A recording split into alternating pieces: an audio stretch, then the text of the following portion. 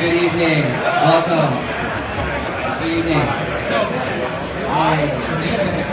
Good evening, guys. Good evening. Welcome, everybody. Welcome. Welcome to our third LGBTQ Mixer for Equality. Can you hear me? All right. Earlier this morning, I had a friend call me, and she said, Mark, I have this 13-year-old, and I thought, I know where this is going. I've gotten this call before. And she said, he has a penchant for musical theater. And I said, oh, honey, I know where this is going. And she said, my cousin, he's 13, and he lives in a Native American reservation in a rural part of America in Washington State. And he's having a really difficult time. He's stopped going to school, he's feeling isolated, and he's being depressed. He's pretending to be sick all the time so he can get out of class. So we worked together on a little plan of how to, help this boy get back on his feet and make sure he had connections in this rural area in Washington. And it was a reminder that although many people thought that with marriage equality, with our freedom to marry, our movement towards full liberation for all queer people had been achieved, that is quite the contrary, and there's so much more work to do.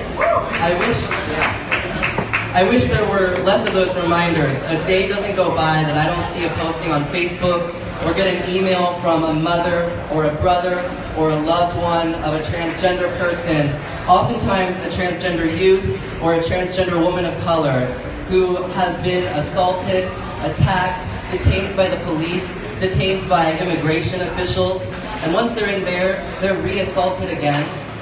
And it's really important that all of us recognize that the recent attacks on transgender people are unacceptable, and it involves all of us standing up, oftentimes for the community that has stood up for the whole community from day one.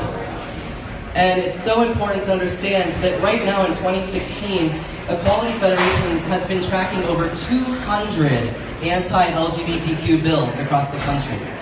We fought back against 27 in Oklahoma alone with our partners at Freedom Oklahoma. We killed all 27. Yeah. But as many of you have seen, they used some really horrific anti-transgender rhetoric to pass through a terrible bill in North Carolina. And a lot of people call that the transgender bathroom bill.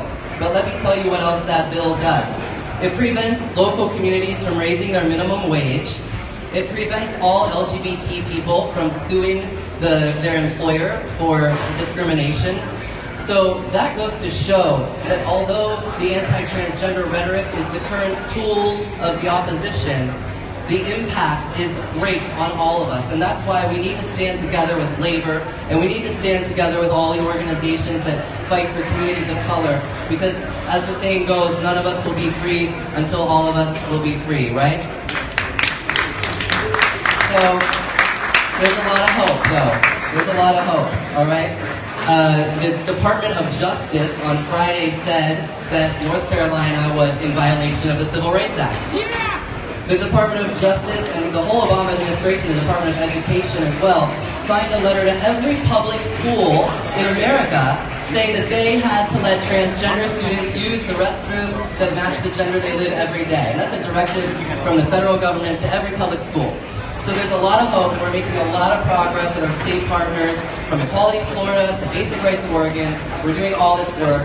And nobody knows more about the importance of intersectionality and the importance of keeping hope alive than our next special guest speaker, our homegrown local hero, Cleve Jones, who was mentored by Harvey Milk himself. So, ladies and gentlemen, give a warm welcome to Cleve Jones.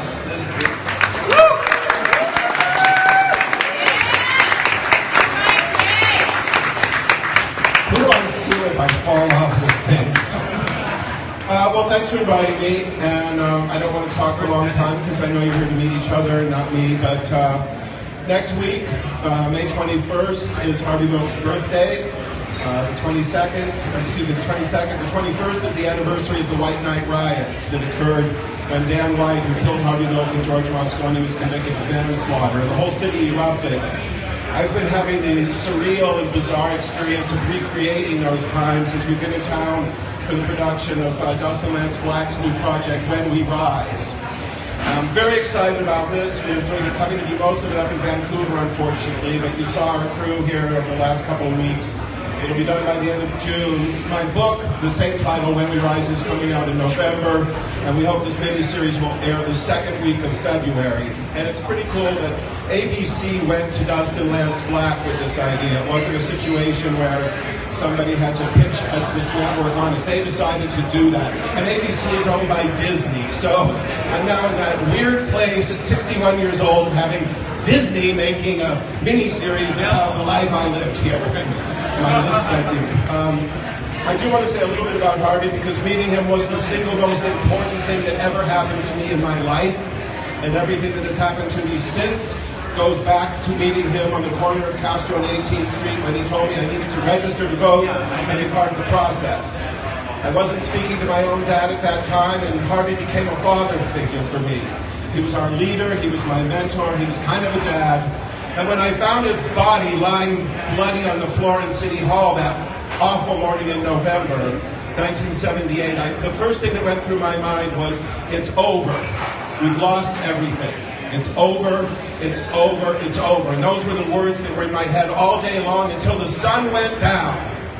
Tens of thousands of people, gay and straight, black and brown and white, men and women, all ages, gathered at Castro, lit their candles, and began that long walk down to City Hall. And I remember standing in that huge lake of candlelight and knowing it wasn't over, it was just beginning. And I want you to know that he is not a mythical figure. He's not a legend. He was an honest-to-God guy who had a rather unsuccessful camera store on Castro Street. He was not a genius. He was not a saint. His life was full of all the failures and defeats and humiliations that all of us must endure in our own lifetimes. But he was strong, he was honest, he had courage, he loved his people and he loved this city, and he did indeed change the world. That's something every one of you can aspire to do in your own lifetimes. Thank you very much.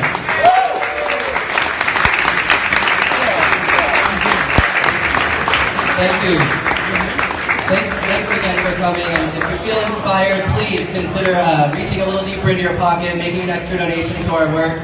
I Facebook stalked all of you, and I know that most of your companies will match that donation.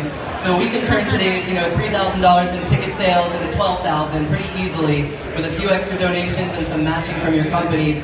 So feel free to come up front here and do that, and have a great mixer.